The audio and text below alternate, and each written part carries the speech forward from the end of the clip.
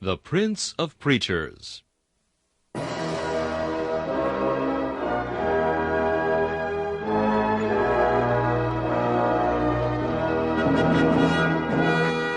Charles Haddon Spurgeon has been called England's greatest contribution to the spread of the gospel in the 19th century. One of his contemporaries said that the chief secret of Spurgeon's attractiveness was the fact that, in every sermon, no matter what the text or the occasion, he explained the way of salvation in simple terms. Spurgeon's messages remain one of the great treasure houses of Christian literature, still bringing the light of the gospel and the comfort of the Scriptures to hungry souls long after the preacher has passed into glory. This is Charles Kelsch inviting you to listen to a message from the Prince of Preachers.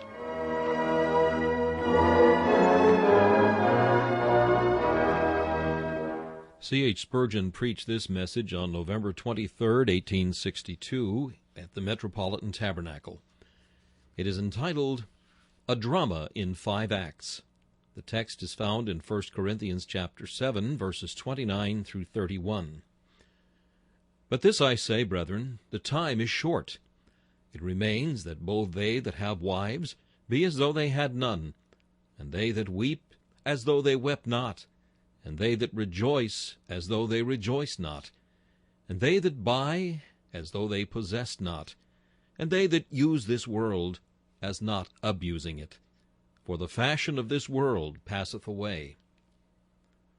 Holy Scripture seldom gives a special rule for each particular case, but it rather instructs us by general principles applicable to all cases. To meet every distinct moral emergency which could possibly arise, and solve every separate problem of action, would require rather a library than a volume. To men who are taught of the Spirit of God, general principles are far more valuable than special precepts, and I am half persuaded that it is so with all persons. For it is less difficult to apply a general principle to a peculiar case than it is to find out exactly what the particular case may be and what special rule is applicable to it. In writing to the church at Corinth, the apostle had to answer several questions with regard to marriage. Whether, for instance, it was not better in those persecuting times, when men often had to flee suddenly from their houses, that they should remain unmarried. Whether, again, supposing a person became a Christian after marriage, it was lawful for him to separate from the person to whom he was unequally yoked, and several other questions as to fitting action in certain extraordinary positions. To these the apostle answers with an I suppose, or again, howbeit for this I speak, not the Lord, as if he felt himself quite out of his element in attempting to meet every case. But soon he lands on sure ground in the verses before us, and seems to say, whatever may be the answers which I ought to give to these special questions, of this one thing I am quite sure. I say positively and without any doubt that the time is short, and therefore it remains, whether you are married or not, whether you weep or whether you rejoice, whether you buy or whether you sell, that you should act in all these things as knowing their temporary and unsubstantial character. Dear brethren, the important lesson which we endeavor to teach this morning is just this, that because the time is so short, and the things of this world so frail and fleeting, it becomes us always to look at the things which are seen in their true character. We are never to build substantial hopes on unsubstantial comforts, nor seek for solid joy from unreal things. In order that I may make this matter very plain, and may be the more likely to enlist your attention and to secure the friendship of your memories in future years, I intend this morning to take you to a play. Strange thing for me to do, who has never crossed the threshold of a theater on any occasion, good or bad. Yet this morning I shall seat you in front of the stage, and I shall put the worldlings side by side with you while the 5 acts are performed. I shall next invite you to attend in the character of a Christian, to look through the whole and discern its emptiness. Then, in the third place, I shall point you to the curtain which is quite sure to drop upon the scene, and then we will walk out of this theatre of unreal show, the fashion of this world which passes away, and see what there is to do in this world which is real, practical, and lasting. Do not suppose that the idea of taking you to a theatre this morning is original on my part. It is in my text. The fashion of this world passeth away. The word translated fashion is borrowed from the changing scenes of the drama, where the splendid pageantry vanishes as the scene changes. Nor will you think Holy Scripture too severe in its comparison when I remind you that one of the world's own poets has said, "All the world's a stage, and all the men and women merely players." Nor will the most precise among you complain of the levity of a metaphor which is sanctioned by apostolic use. But I trust you will all listen cheerfully, while in simple words I tell the story which the bard of the sanctuary has sung in flowing verse. This life's a dream, an empty show, but the bright world to which I go has joys substantial and sincere. When shall I wake and find me there? We will witness the fashion of this world as it passes before us, listening to the worldling's comment. The first act introduces those who have wives. It opens with a wedding. The bride and bridegroom advance to the altar in bridal attire. The bells are ringing, crowds are cheering at the door, while overflowing mirth is supreme within. In another scene we observe domestic happiness and prosperity, a loving husband and a happy wife. Yet further on in the performance, rosy children are climbing the father's knee. The little prattlers are lisping their mother's name. "Now," says our companion as he gazes with rapture, "this is real and enduring. I know it is. This will satisfy me. I crave for nothing more than this. Home is a word as sweet as heaven, and a healthy, happy race of children is as fine a possession as even angels can desire. On this rock will I build all my hope. Secure me this portion, and I cheerfully renounce the dreamy joys of religion." We whisper in his ear that all this is but a changing scene, and will by and by pass away. For time is short, and wife and children are dying creatures. The man laughs at us and says, "Fanatics and enthusiasts may seek eternal joys, but these are enough for me." He believes that if there is anything permanent in the universe, it is marrying and being given in marriage, educating and bringing up a family, and seeing them all comfortably settled. He is right in valuing the blessing, but wrong in making it his all. Will he see his error before the curtain falls? Or will he continue to found the hopes of an immortal spirit upon dying joys? See the green mounds in the cemetery, and the headstone with "Here he lies." Alas for you, poor deluded worldling! Where is your soul now? Does it console you that the dust of your offspring shall mingle with your ashes? Where have you now a home? What family have you now to care for? The first act is over. Take a breath and say, "This also is vanity." The tenor of the drama changes. Alas, how soon! Household joys are linked with household sorrows. They that weep are now before us in the second act. The cloudy and dark days have come. There are parents wringing their hands. A beloved child has died, and they are following its corpse to the tomb. Soon the merchant has suffered a tremendous loss. He puts his hand to his aching head and mourns, for he knows not what will be the end of his troubles. The wife is smitten by the hand of death. She lies on her bed, blanched with sickness and weak with pain. There is a weeping husband at her side, and then there is another funeral, and in the dim distance I see the black horses again and again. The woes of men are frequent, and sorrow's visits are not like those of angels, few and far between. Our man of the world, who is much moved at this second act, foreseeing his own sorrows in it, weeps until he fairly sobs out his feelings, clutches us with earnestness, and cries, "Surely this is awfully real. You cannot call this a fleeting sorrow or a light affliction. I will wring my hands forever. The delight of my eyes has been taken from me. I have lost all my joys now. My beloved, in whom I trusted, has withered like a leaf in autumn before my face. Now I shall despair. I shall never look up again. I have lost my fortune," says the afflicted merchant, "and distress overwhelms me. This world is indeed a wilderness to me. All its flowers are withered. I would not give a snap of my finger to live now, for everything worth living for is gone." Sympathizing deeply with our friend, we nevertheless venture to tell him that these trials to the Christian, because they are so short and produce such lasting good, are not killing sorrows. "Ah," says he, "you men of faith may talk in that way, but I cannot. I tell you these are real things."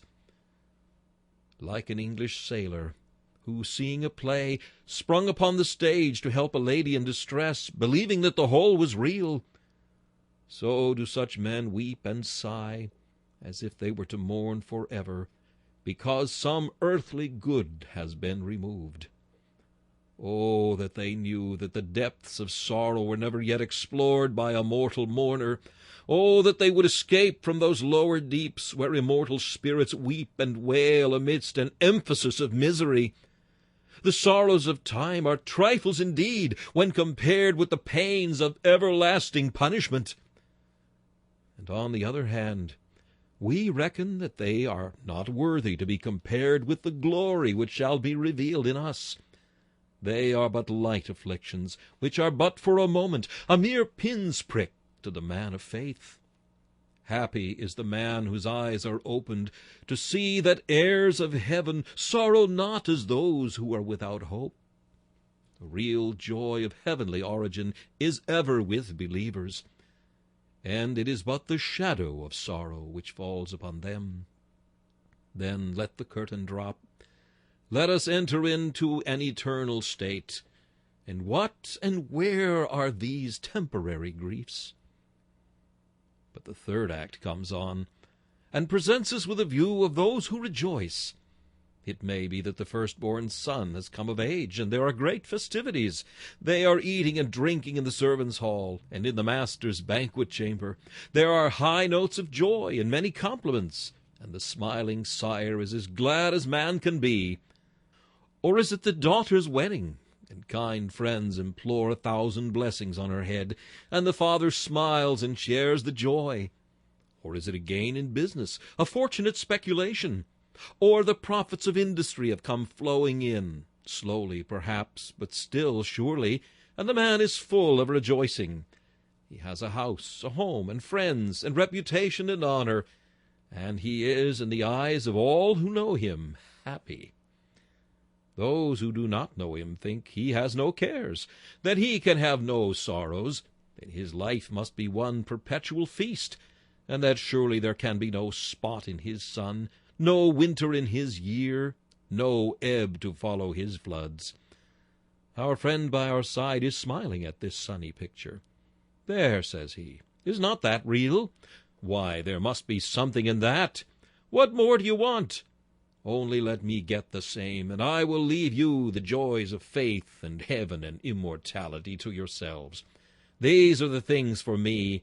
Only let me laugh and make merry, and you may pray as you will.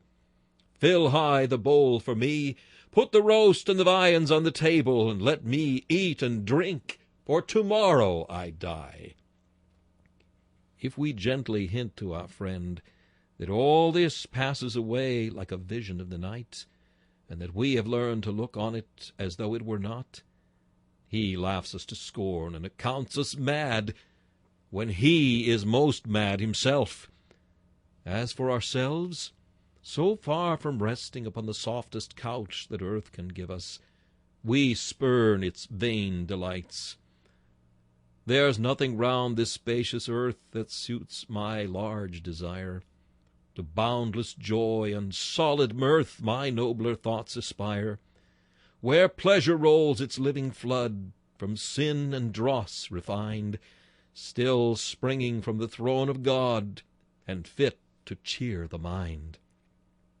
But the fourth act of the drama is before us, and they that buy demand our attention. The merchant is neither a mourner nor a man of mirth. In the eyes of certain Mammonites he is attending to the one thing necessary, the most substantial of all concerns.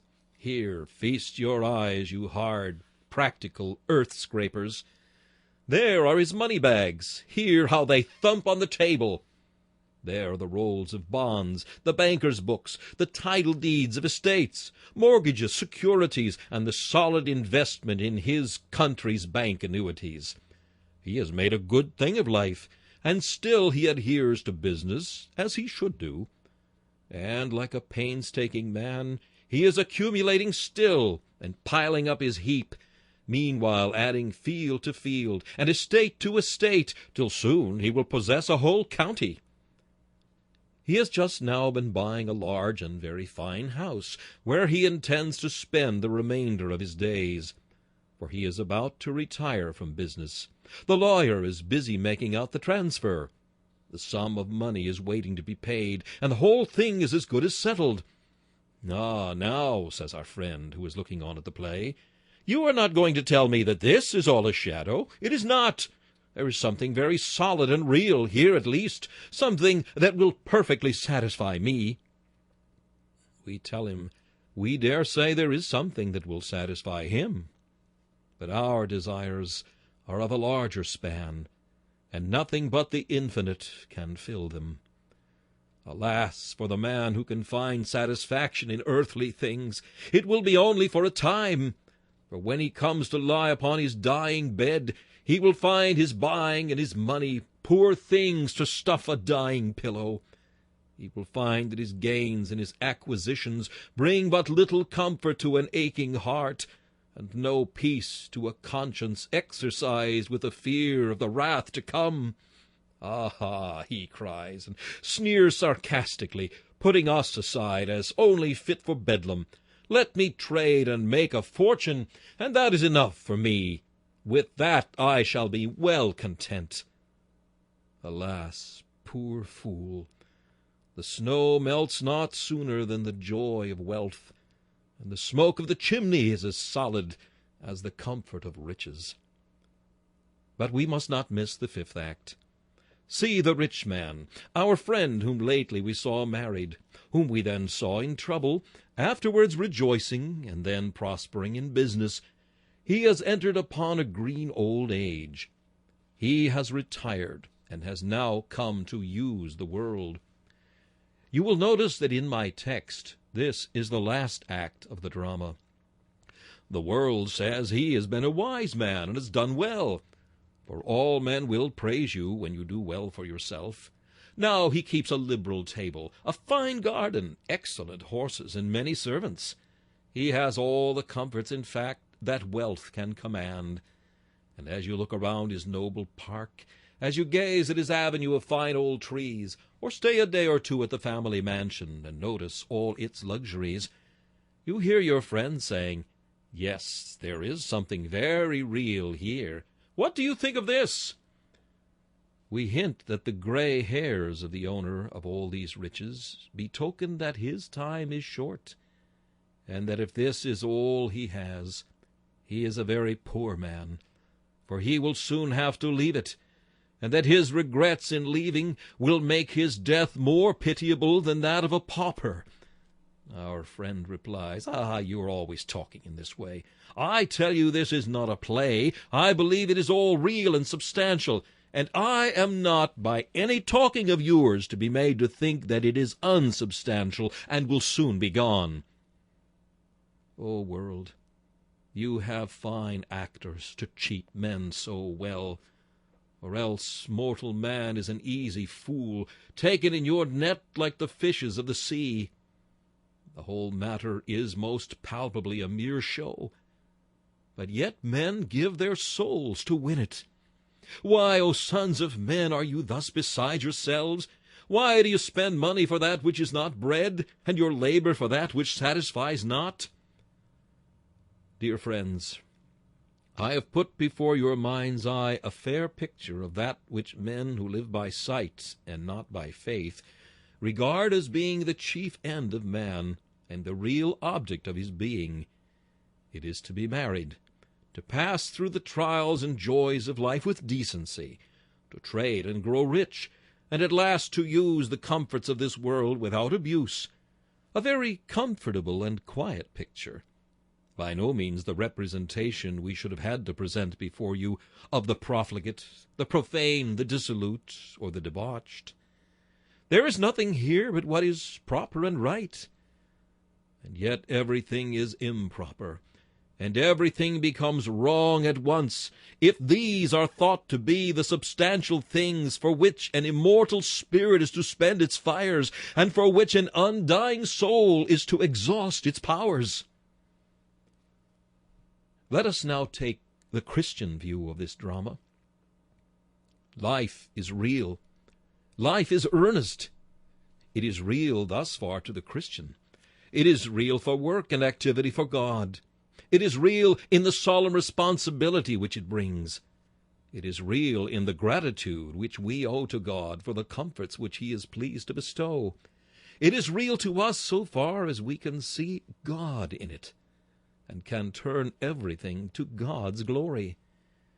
The unreality of this world to a Christian is found in the fact that time is short.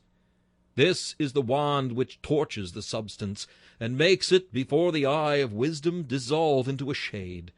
Time is short.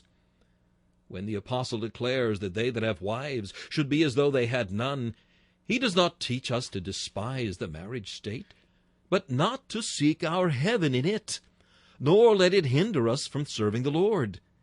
It is supposed that there are some things which a man without a wife and family can do.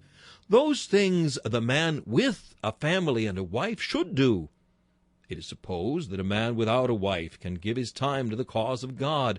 The man with a wife should do the same, and he will not find it difficult to do so, if God has blessed him with one who will second all his holy endeavors. It is supposed that a man without a wife has no care. A man with a wife should have none, for he should cast all his cares on God who cares for him. He that careth not for his own house is worse than a heathen man and a publican. And yet the apostle says in the verse following my text, "But I would have you without carefulness." For we should learn to live by faith. The man who has a large family and many things to exercise his mind should, through the teaching of the Holy Spirit, live as quietly and as comfortably as though he had none, depending and resting by simple faith upon the providence and goodness of God. Then again, it is supposed that an unmarried man will find it easier to die, for there will be none of that sorrow at leaving his beloved family. The man with a wife and family should, by faith, find it just as easy, since the promise runs, "Leave your fatherless children, and let your widows trust in me." Full of the same faithful tenderness and affection which another husband would exhibit, and even excelling in love and kindness, yet the Christian should look up to the divine Lord, who is the husband of the widow, and with confidence leave his offspring and bid them trust in his God. May God the Holy Spirit teach us how to walk in our households, loving always, and yet remembering that all our kindred shall pass away. Again there is the second act, weeping. Every Christian man must weep. But the apostle says that our sorrows are to be regarded by us, because the time is short, as though they were no sorrows at all. A man who knows that his trials will not last long can be cheerful under them. If he sees a father's hand in the midst of every adversity, and believes that when he is tried he shall come forth like gold from the furnace, if he knows with the psalmist that weeping may endure for the night, but joy comes in the morning, Why then grief has lost its weight, and sorrow has lost its sting. And while the man weeps, he rejoices, seeing the rainbow of the covenant painted on the cloud. Happy man who, under bereavement, under crosses and losses, can still cast his burden upon God, and can say, Although the fig tree shall not blossom, neither shall fruit be in the vines, the labor of the olive shall fail, and the field shall yield no meat. The flock shall be cut off from the fold, and there shall be no herd in the stalls. Yet I will rejoice in the Lord. I will joy in the God of my salvation. The Christian man is bound to live above his sorrows. He weeps, for Jesus wept. He may mourn, for the faithful have been mourners often. But he must not so mourn and weep as to be eaten up with grief. Over the tops of the rolling waves he must see the haven of peace, and rejoice evermore. So is it in the third part. The Christian has his rejoicings, and he is not forbidden to be happy. Indeed, he is commanded to rejoice. And the things of this life he may freely enjoy, with the double zest of the mercy itself and of the God who gave it to him. But still, believer, in all your joys, remember to hold them with a loose hand. Never so hold your joys as if they were all in all to you, though it is wife or child or property or health or wealth or fame. Still ever stand ready to surrender all into your Father's hands, feeling that these, after all, are not your joys. You have better springs to drink from than those which earth's summers can dry up, and that you have rivers of pleasure deeper and broader than any which earth's winter shall be able to freeze. Stand steadfast in this, that as earth cannot cast you down to despair, so it cannot lift you up so as to make you forget your God. Learn in these things to rejoice as though you had them not, and let this be your solace, that your name is written in heaven. So, too, in the matter of buying and possessing. It is not wrong for a Christian to trade, and to trade well. I cannot see any reason why a Christian should be a fool. In fact, those who are fools in business very often are a great dishonor to the Christian religion, for a fool is very often first cousin, if not father, to a knave. But still, while we buy and sell, it should always be thus. This is not my real trade. This is not the way in which I really get rich, for my treasure is beyond the skies, where moth devours not, and where rust cannot consume. Handle these things, brethren, knowing that they take to themselves wings and fly away. Look at them as transient objects, which are to be used and sanctified in the passing, not your own, but lent to you for a time, to be repaid at last with interest in the day when the Master says, Give an account of thy stewardship, for thou mayest no longer be a steward. A man may be as rich as Croesus, and his wealth will never hurt him, if he does not hold it with a tight hand. And a man may be as happy as happiness can make him here, and yet it will not hurt him, if he learns to keep it under his feet. But oh, when one's rejoicings and possessions get the upper hand of us, there is as dreadful a drowning in a sea of pleasure as in a sea of misery. Keep before your mind the words of our sweet singer. To thee we owe our wealth and friends, and health and safe abode. Thanks to thy name for meaner things, but they are not my God. What empty things are all the skies and this inferior clod? There's nothing here deserves my joys. There's nothing like my God. The last scene is the using of the things of this life. The creatures of God are given to us to be used. John the Baptist may be an ascetic, but the Son of Man is come eating and drinking. The Christian man knows that the mercies which God has given are to be used, but while he uses them, he must use them as though he did not use them. Oh, that is a high philosophy, which I fear not many of us have learned. The philosophy of the apostle when he said, I have learned in whatever state I am therewith to be content. I know both how to be abased, and I know how to abound. That man is a full-grown and true Christian, whom circumstances cannot alter. He trusts in God when he is penniless, and he trusts in his God just the same when he is rich. He rests on God when he can enjoy nothing, and he rests on him just the same when he can enjoy everything. He learned to build on the rock of ages when he had no comfort, and he builds on the rock of ages now when he has every comfort. This, I take it, is where the apostle would have us brought. To the true Christian, the things of this world are only real so far as they involve responsibility. But seeing that time is short, he looks on life as men look on a play. He sees a monarch strut, and he says, he is to pull off his robes behind the stage.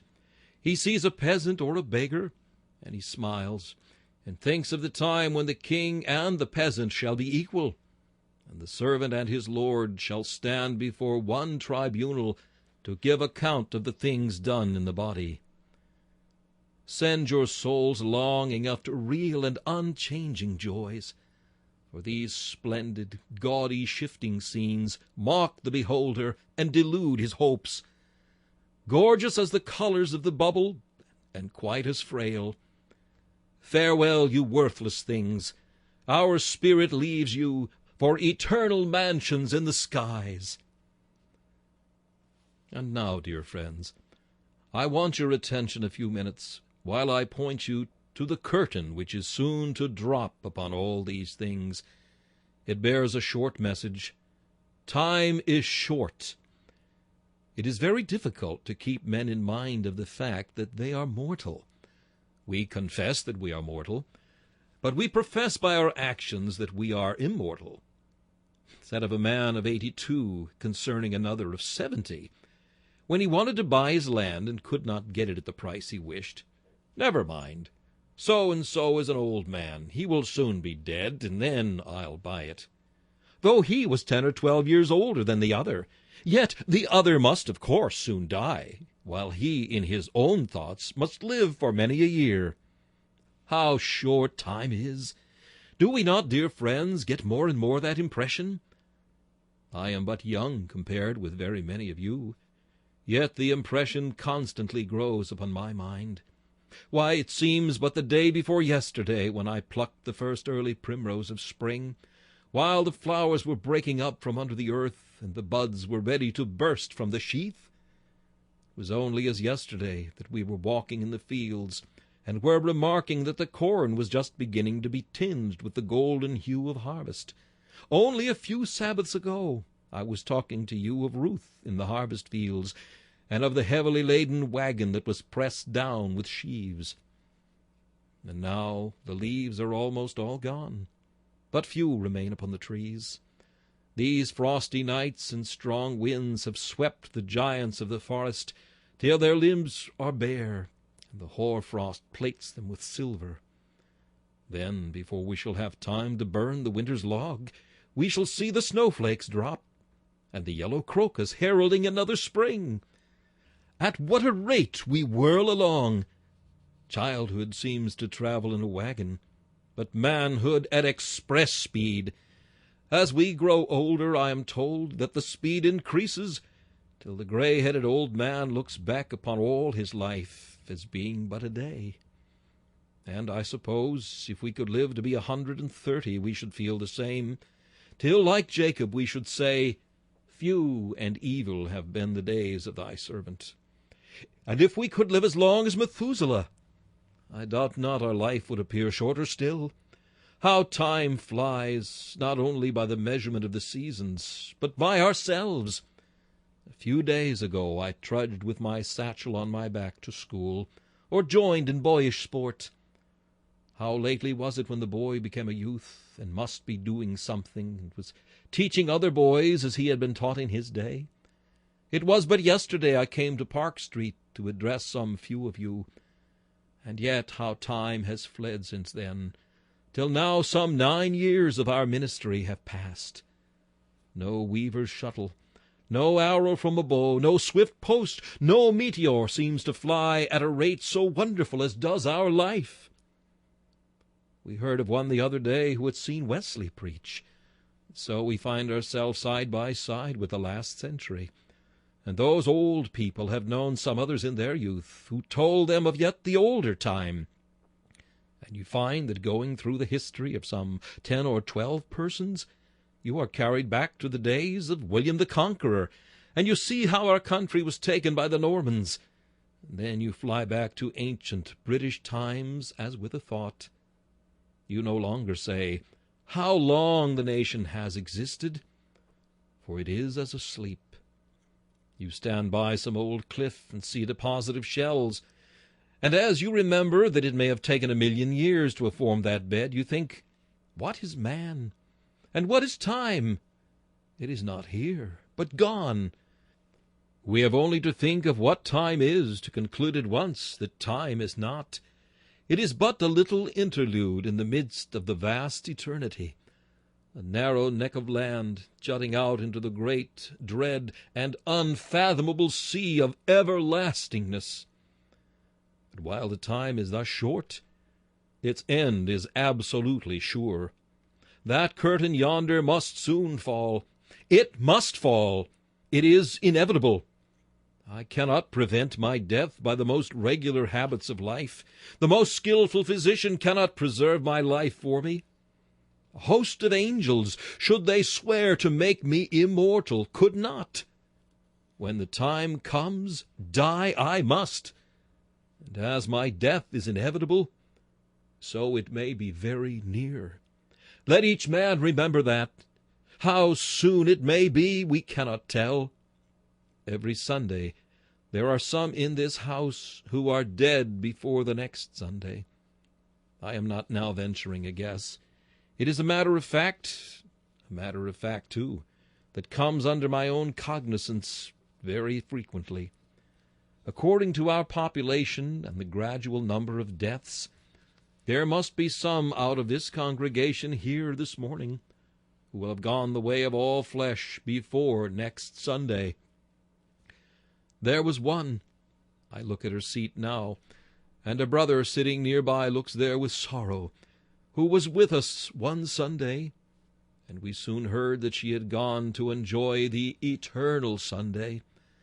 At a church meeting last week, no less than 3 of our sisters were reported as having fallen asleep in Jesus within a week. Ah, how near is death to us! Perhaps he now stands looking over your shoulder, young man. God holds back his hand, but the dart of death is close to your heart, and soon, ah, how soon may you be taken to the place appointed for all the living. Go, you strong man, and remember that you are a mass of feebleness. Go, you young man, and remember that death reaps green corn.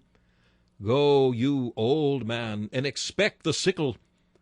And go, you rich man, and remember that you shall soon leave everything that you have. And then where are you if you have no treasure in heaven, if you have not laid up in store for immortality? And I must add here that to those who have no God, death, while inevitable and very near, will be most awful and terrible. There was a dreadful story told in the papers this last week. At the seaport town of Garleystown, one day last week, certain workmen were busy preparing a better berth for a vessel which seemed to have taken the ground a little too soon. Suddenly someone raised a cry that the ship was lifting over, and while some 4 men were able to escape, one poor fellow was unable to do so. The ship fell upon his lower extremities and loins. Now this was thought perhaps to be no great danger, for they could take away the sludge and extricate him. So they began to shore the ship, and willing hands brought ropes and blocks and wedges and earnest strength. But they soon discovered that the thing was impossible, from the nature of the bottom of the river, and from the position of the cargo, which I suppose they could not speedily remove. The man was jammed under the bulwarks, and must remain fixed there without hope. There was just one awful hour before the coming tide would reach the spot. Well might a solemn hush succeed the frantic labors of the townsmen as death was seen riding on the advancing flood. The poor creature had to lie there that hour as the tide came gently in. A minister stood by his side, praying with him. Let us trust that his soul found peace with God. But oh, the terror of his position! Well might he say, Cover my head, that I may not see the water.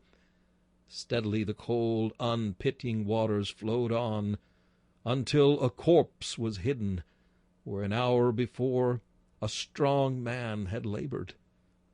This is a graphic picture of the position of every ungodly man. He does not know it, but the waves of time are coming up about him now, and we cannot help him escape. The load of his sins is on his loins. He cannot deliver himself. The great waters of God's wrath must swallow him up quickly. O sinner, would that I could save you! Alas, it is not in my power. But there is an arm that can deliver you. There is one who can lift the burden off you and say to you, Be free! Believe in him, and you shall never die. Trust in his power, and rest on his love, and you shall escape as a bird out of the snare of the fowler. And when death comes, it shall be no death to you, but a peaceful migration from the land of shadows to the world of substance. God help us to be wise, that we may remember our latter end. I would say a few more words to the sinner. I cannot think, O worldling, why you should love this world so much, when it is so soon to vanish. In the old Greek cities they had a king every year, and because it was so poor a thing to be king for only 1 year, and then to be a common man again, all citizens dreaded to be kings. How can you long to be rich when you are only to be rich for so short a time? When the sailor is just about to furl his sail because he is near the port, he will not fret himself with some little inconvenience in the ship. And why are you so sore vexed with all these little trials when you are so near to the eternal haven? When men buy property on a short lease, they will not give much for it, for they are only to have it for a brief term. Why do you spend your soul to buy this world? What will it profit you if you gain it, if your soul is lost? When men have a house and they are soon to leave it, they will not lay out much in repairing it. Why then care you so much for your body? Why mind you so much this life? The bell is even now trembling to toll for you, and the grave is yawning that it may swallow you up.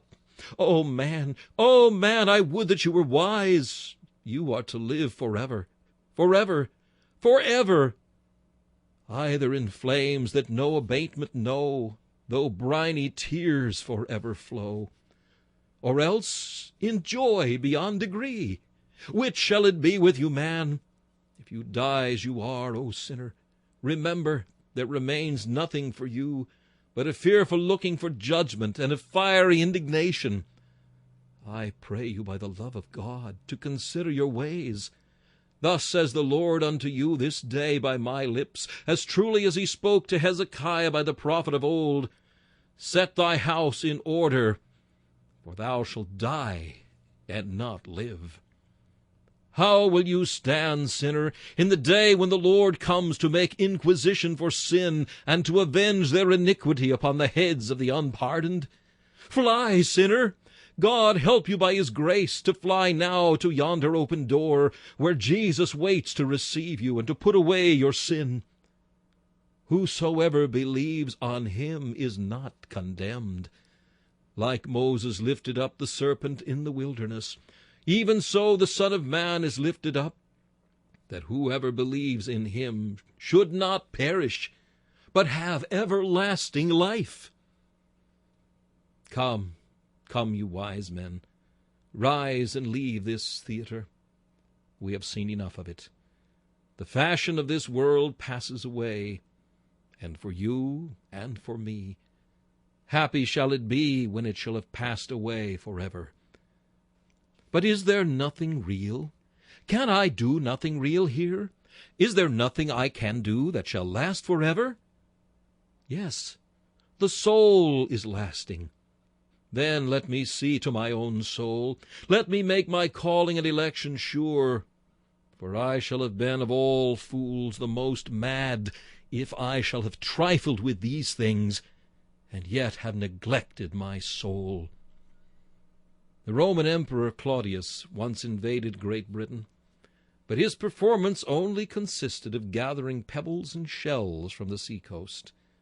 This shall be my triumph, this my only reward, if here in this world I live only to gather wealth. At the last I shall be as though I gathered pebbles, for these things shall be of no value to me, if my soul shall perish. O Lord, by thy rich grace set me on a sure foundation, and make me right before thy face. Yes, there are some real things besides my own soul. There are other men's souls. What am I doing for them? Am I teaching? Am I preaching? Or if I am not doing this, am I helping others to preach? Am I doing my best to add to the kingdom of Christ by the ingathering of immortals? Have I a sphere in the ragged school, or in tract distributing? Or am I helping in some way or other to do good? Or if not, my life is a play. I am doing nothing real. I am only hurrying here and there, and when it comes to the last, I shall have been as a workman that has neglected his own work to play with children in the streets.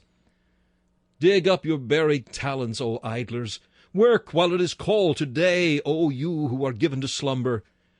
Yes, there is something real. There is Christ's church, the church that is to shine like the stars in heaven forever, the bride of the Lamb. What am I doing for her? Do I seek the good of Jerusalem?